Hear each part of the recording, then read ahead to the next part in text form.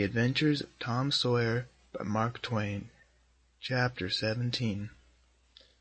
But there was no hilarity in the little town that same tranquil Saturday afternoon. The Harpers and Aunt Polly's family were being put into mourning with great grief and many tears. An unusual quiet possessed the village, although it was ordinarily quiet enough in all conscience. The villagers conducted their concerns with an absent air, and talked little, but they sighed often. The Saturday holiday seemed a burden to the children. They had no heart in their sports, and gradually gave them up. In the afternoon Becky Thatcher found herself moping about the deserted schoolyard, and feeling very melancholy. But she found nothing there to comfort her. She soliloquized, "Oh, if I only had a brass anti-iron knob again! But I haven't got anything now to remember him by." And she choked back a little sob. Presently she stopped and said to herself, "It was right here. Oh, if it was to do over again, I wouldn't say that. I wouldn't say it for the whole world. But he's gone now. I'll never, never, never see him any more." This thought broke her down, and she wandered away with tears rolling down her cheeks.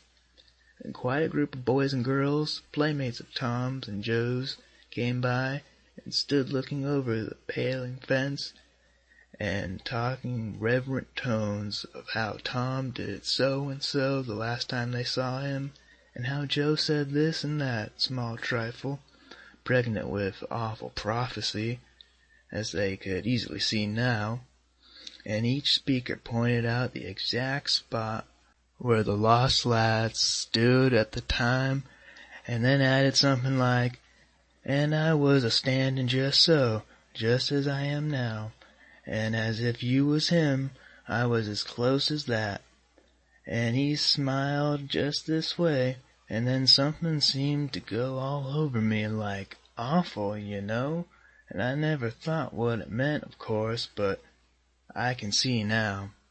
Then there was a dispute about who saw the dead boys last in life, and many claimed that dismal distinction and offered evidences more or less tampered with by the witness.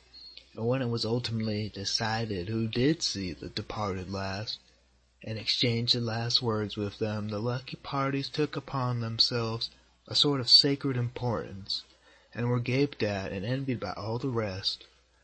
One poor chap, who had no other grandeur to offer, said with tolerable and manifest pride in the remembrance, "Well, Tom Sawyer, he licked me once." But that bid for glory was a failure. Most of the boys could say that, and so that cheapened the distinction too much. The group loitered away, still recalling memories of the lost heroes in awed voices. When the Sunday school hour was finished, the next morning the bell began to toll instead of ringing in the usual way. And it was a very still Sabbath, and the mournful sound seemed keeping with the musing hush that lay upon nature. The villagers began to gather, loitering a moment in the vestibule to converse in whispers about the sad event. But there was no whispering in the house, only the funereal rustling of dresses as the women gathered to their seats, disturbed by the silence there. None could remember when the little church had been so full before. There was finally a waiting pause, an expectant dumbness, and then Aunt Polly entered, followed by Sid and Mary, and they by the Harper family, all in deep black, and the whole congregation, the old minister as well, rose reverently and stood until the mourners were seated in the front pew.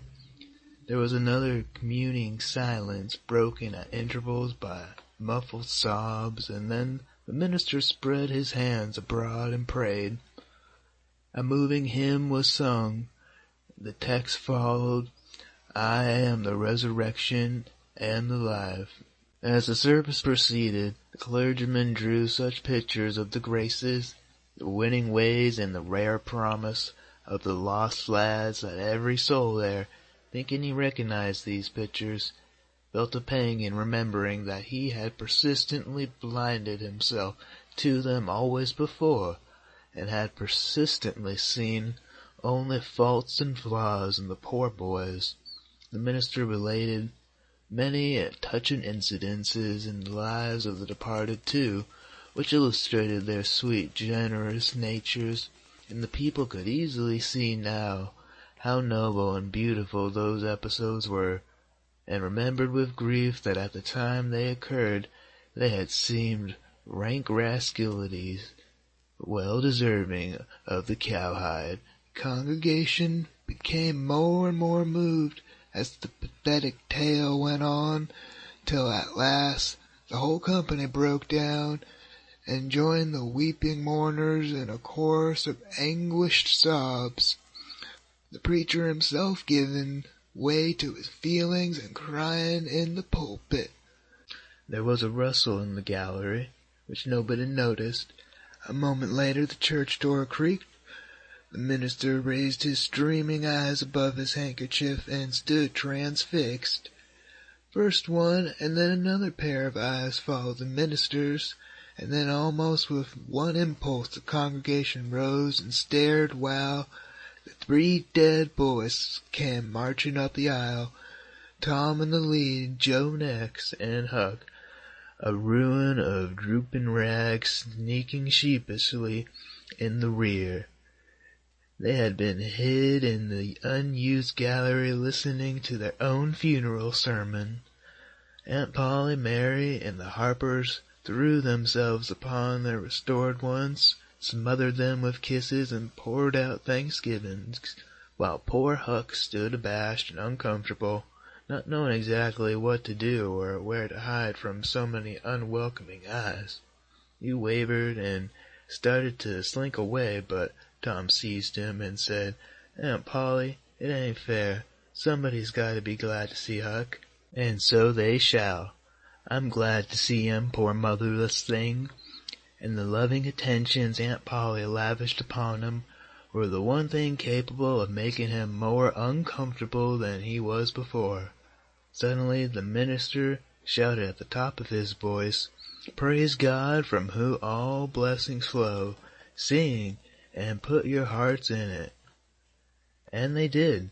Old Hundred swelled up with a triumphant burst, and while it shook the rafters, Tom Sawyer the pirate looked around upon the envying juveniles about him and confessed in his heart that this was the proudest moment of his life.